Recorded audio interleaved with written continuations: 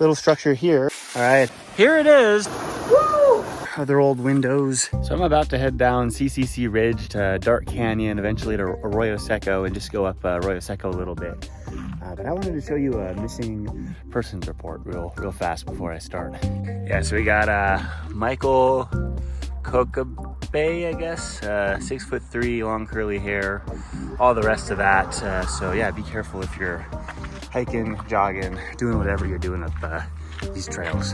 So right about here we got a trail that kind of veers off that way, and then the main ridge line. What I think I'm gonna do is take the ridge line and connect to the trail now, and then on my way back I'll come back up the trail probably. So the view up on CCC Ridge is actually really quite nice in my opinion, especially Angeles Crest, where you got that bridge over there, the vegetation. So yeah, really happy to have done this one. There's a little bee crossing sign right off the trail here, and just up that ways there's a little beehive, I think, or maybe a few. We can go take a look at it. So I'm not really sure who maintains the hives. There is an electric fence.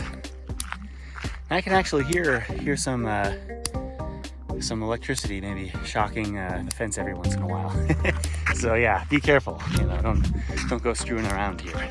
I really love this whole range right here. You can kind of, maybe you can see it, some of the upper parts of Gabrielino right there. And yeah, one of these days, once it cools down maybe, I do want to do a really long kind of Gabrielino trip. So I think that would be very, very fun. There are certain longer trips like the Gabrielino Traverse, just doing the whole thing, where I could do it now, but I'd much rather wait until it cools down a bit. I'll just be faster and it'll be a little more comfortable. But yeah, anyways, good to do a little recon now. So the normal trail comes from this way. I came down here, and the trail does keep going that way. However, what I want to do is sort of poke around here on the way down just to see how it is. I've never really gone down this way. And then on my way back, I'll certainly come up through the canyon. And there is some really cool stuff up there. But yeah, without further ado, let's just see how this goes. Maybe I'll turn around, but for the time being, I'm gonna try it. So far, so good. A little overgrown in sections, but if this all works out, I mean, there is kind of a trail. This will be the fastest I've actually taken to actually get down to Arroyo Seco from CCC Ridge. So it looks like down there, I don't know if you can really see the glimmer on the phone, but Arroyo Seco in this section is actually still flowing strong, which is very cool because when I moved here and when I came out here like in the drought years, this was often really dry. So you know, we're in luck here in terms of water. Anyways, yeah, I don't think it's gonna be too much further before I get down. So right down there, I can kind of see some of the remnants of Oakwilde Campground. And I think I did a video here a while back coming down Dark Canyon. Not necessarily the best, but I don't think I actually went to the Oakwilde Campground ruins. So we'll actually do those regardless. I think, I'm not exactly sure where this will let us out, but I'll make my way over there before I really wind up going up Arroyo Seco.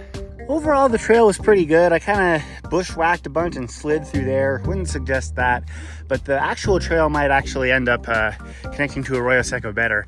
Anyways, yeah, this is part of the old Oakwilde camp, I assume. You know, you got this oak tree kind of growing into this cement.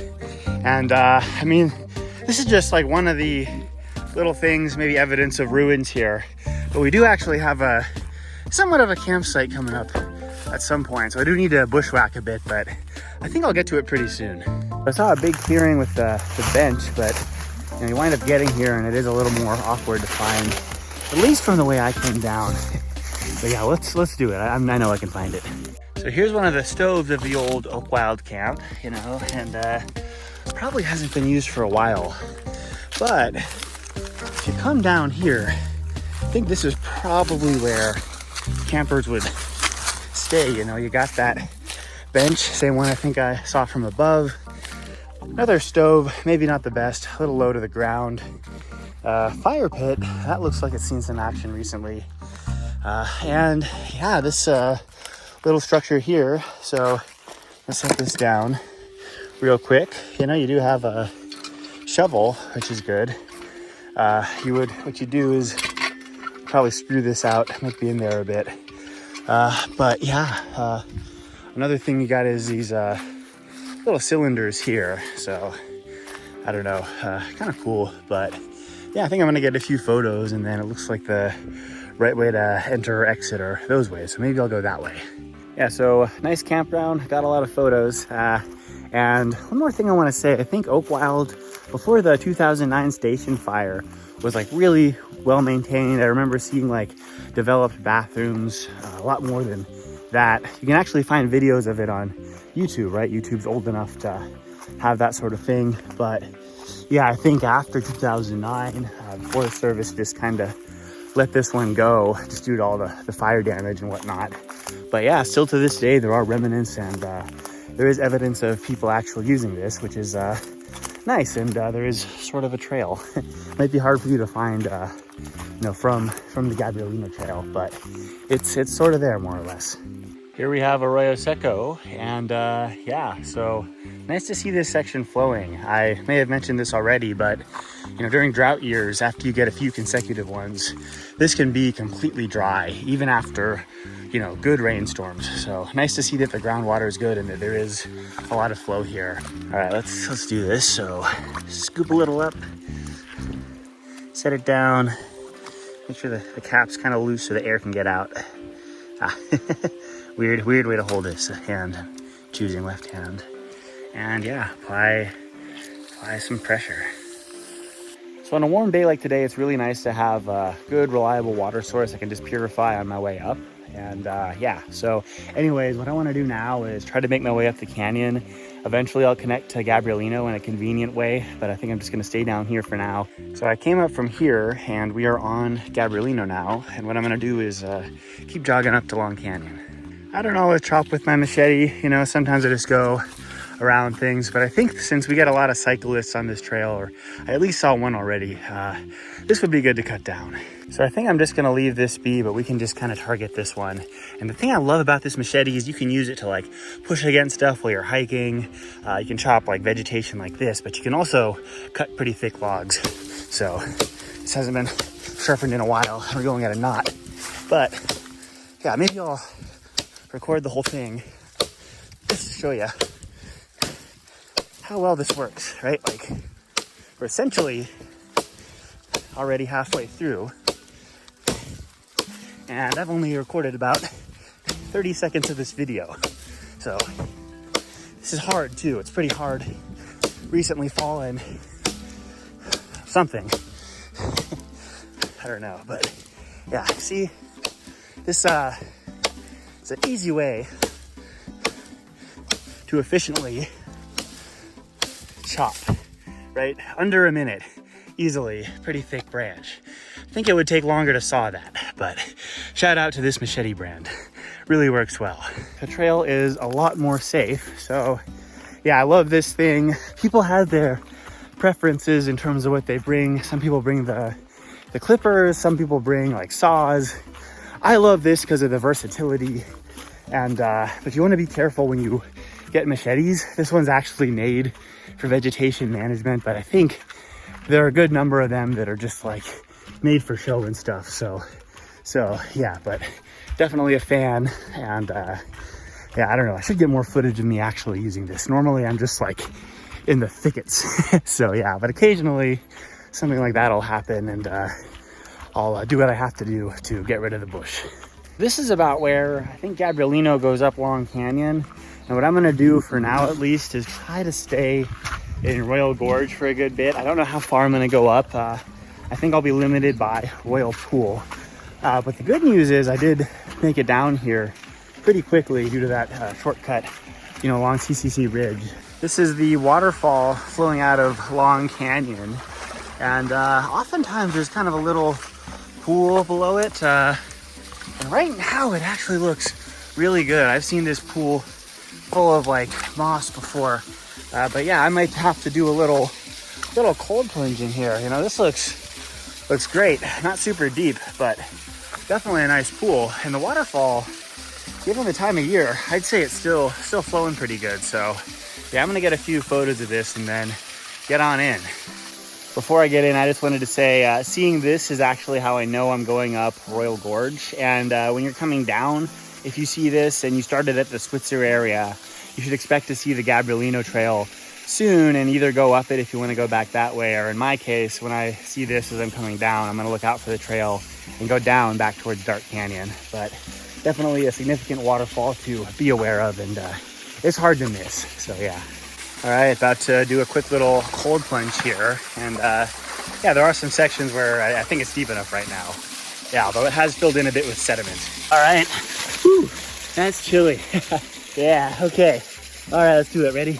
Cold plunge. 1, 2, and 3. Oh yeah, that is nice and chilly. Good stuff. All right. Anyways, yeah, I'm gonna get dressed and we'll keep going up Royal Gorge. Yeah, it'll be a good day. Certainly some nice pools on the way, like this deep blue one I'm going up. But yeah, I can't really stop and swim in all of them. I do have time I really want to get back by. There are sections of Arroyo Seco that are completely dry, you know, like what I'm walking in now. And it really isn't a surprise. So even like on the wetter years, 2023, 2024, when I came, I guess mid-late summer, you know, these sections were also dry. I'm sure when you get real storms, they're flowing quite a bit, but most of the groundwater likely, or most of the river water likely percolates through the gravels as groundwater in the canyon near the bedrock. That's what I expect. But anyways, yeah, hopefully soon we'll get to more water. The flow is certainly looking good up here. And yeah, I missed filming a few. We got some nice, I guess, sort of medium-sized pools like this one. Got another really nice pool right here. Definitely plenty deep. What I'm gonna try to do is go around. But yeah, you know, Royal Pool should be pretty close, I think. We are kind of getting near the bedrock sections, and there are these deeper pools, which is a good sign. All right, now I can tell that I am very close to Royal Pool. This is another real deep one, and it should hopefully just be a little ways around this bend. Not 100% sure, but I don't know, just given how deep this one is here, just sort of feels right to say that. Here it is, Royal Pool once again, and yeah, as I mentioned, just literally right around that bend. So yeah, this is a enormous pool. There's a nice little rock slide there, water slide, I guess you could say. You might be able to climb up there possibly. I don't think I'm gonna do it right now, but when I've come up from above or come down from above, I've always slid down this, and it's been quite the experience. So anyways, yeah, I'm gonna do a quick little cold plunge in here, maybe hang out here for a bit, but not too long, because I do want to get back and show you all some cool parts of Dark Canyon Trail that I haven't been on in a while. But yeah, nonetheless, amazing pool. Happy to have come here this year, and I'll explain why I'm here too. I wasn't really planning on it initially for 2025, but certainly happy I did. I forget how massive this is and wide. I think it's pretty deep too, from what I recall. The depth can sort of vary depending on the amount of sediment that's like in there and how much is kind of flushed out. Also, of course, the water level, it can kind of rise and fall depending on the discharge, which I would say is kind of on the lower side compared to the previous trips I've done. But yeah, let's get in. I'm gonna soak off here. You know, it didn't take as much effort as other trips, but it did take some effort, so we got to enjoy it while we're here. All right, I am getting on in, and looking forward to soaking my head in this. All right, whew, getting deep. Yeah, definitely feels deep this time. I'm gonna dunk my head here. Maybe get some footage by setting the camera out there. But anyways, let's do a cold plunge. Ready? 1, 2, and 3. Whew. Yeah, that is chilly. Oh, yeah, nice to feel that. So, real quick, the main reason I came down here is someone actually reached out to me sort of recently and said I think they did this, and that they saw these donkeys actually coming out of the canyon. And it's very weird to see wild donkeys in the San Gabriels. You know, I was actually looking kind of coming up this way for like footprints for any sort of scat up Royal Gorge. Didn't see anything that was really obvious, but it doesn't surprise me that there might be donkeys here right now, like wild donkeys, because they're very good at surviving like on their own. Like I've been to Moreno Valley a few times. I'll put a few pictures of the donkeys here from Moreno Valley. I know that they're up in Big Bear kind of living on their own, but we recently had, you know, in January, the Eaton Fire, and that was really a big event. It burned like many square miles out of Altadena, and I know that there are some equestrian areas that were really burned. And so you can imagine, you know, a few donkeys escaping, you know, from some of those areas, you know, running down, you know, here away from the fire to a watershed that didn't burn to survive, right? It's not that surprising. So I'd be curious to hear if anyone else has, you know, been up Royal Gorge recently and maybe seen donkeys. And certainly I'm going to keep my eyes peeled as I go back. Also, Jesse St. Louis is back in town. And I remember moving, you know, to the LA area like around 2018-ish. And, you know, and sort of like, you know, as I was there discovering the videos he made, I think he did like 2 trips here. And so, yeah, Royal Pool, awesome. Also shout out to Christopher Brennan and other people who have nice little writings or videos on the San Gabriels. Anyways, I think I'm gonna maybe set this down and swim a little bit, get some footage of that. So I'm sort of balancing my phone against my water bottle and that little sack I carry. So we'll see how this works out. But I kind of want to swim below that waterfall and kind of rinse my hair off. It is pretty deep right now, but I'm gonna do that. Woo! Yeah, it's deep right now. Woo!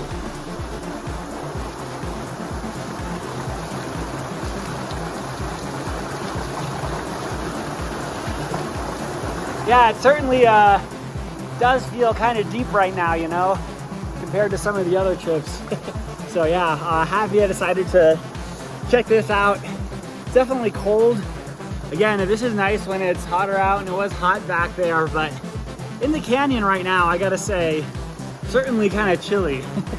But yeah, it's really nice to see this. I was worried it could be a little more stagnant, you know, if the flow wasn't good, but I think the flow is certainly nice enough now to where there's no real stagnant water here. Same is true for that Long Canyon Waterfall. Showed y'all kind of early on up Royal Gorge, but yeah, anyways, definitely happy I did this. What I'm gonna do now is try to make my way back fast and efficiently. If I see any donkeys, that's great. I'll try to get them on film, but we're gonna go up Dark Canyon and try to revisit some of those ruins. There are some really cool like ruin structures out there. I'm not gonna show you everything, you know, but I'll show you some of the good ones as long as I kind of remember where to go up. There are some certain areas where it's obvious, certain areas where it's not obvious, and I don't think I'll get everything today, but at least some good stuff, hopefully. Yeah. So again, very, very fun pool, but yeah, I'm gonna make this a short trip and we're gonna get going. Right here, we got a tiny little frog. Just hopping around, and these guys camouflage well. Oh, didn't quite get them there. I might not get them at all. But yeah, they are nice, and often I catch them. That one got away, so maybe I'll catch the next one I see. All right, actually caught one and I let him go, but yeah, there were quite a few of those frogs swimming around here. There's another one.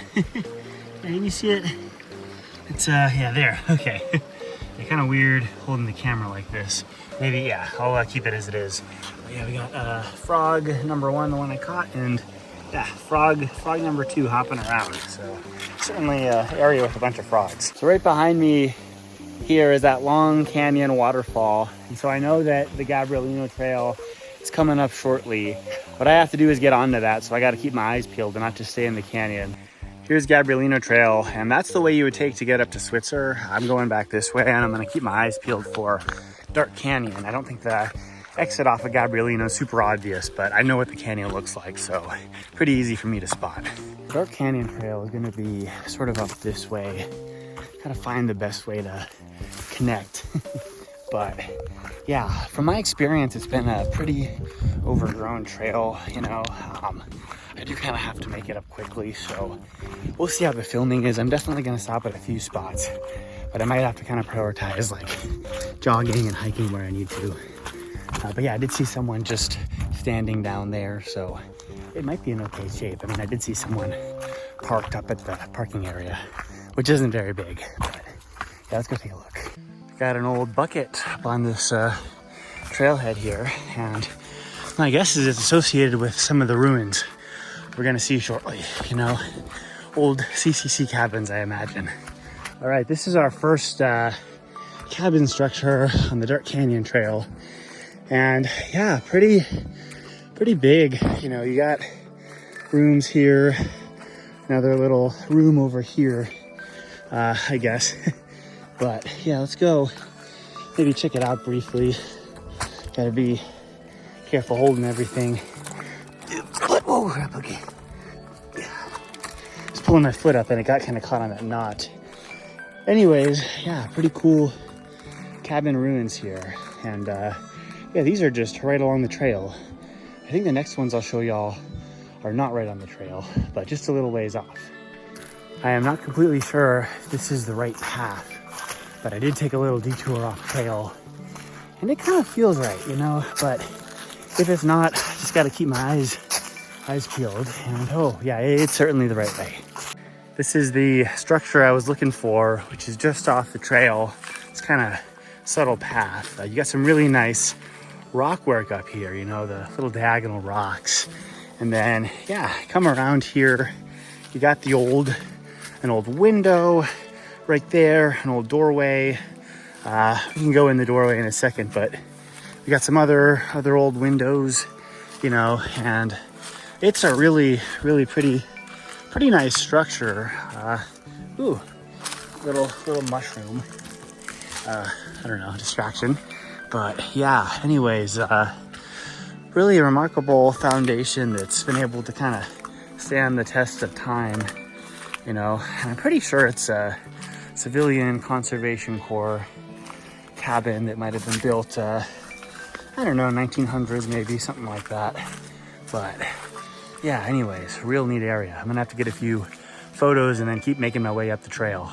So I've been to this cabin quite a few times. You know, I didn't know about it the first time I came on the trail, but I do like to explore off trail and find little things like this.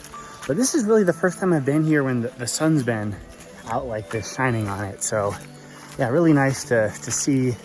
And yeah, it's been a while since I've actually checked this one out. I'm happy I did this. You know, could have done this on the way down, but this certainly didn't disappoint, right? It's almost like a little castle. So anyways, I'm gonna get back to the trail and keep jogging up.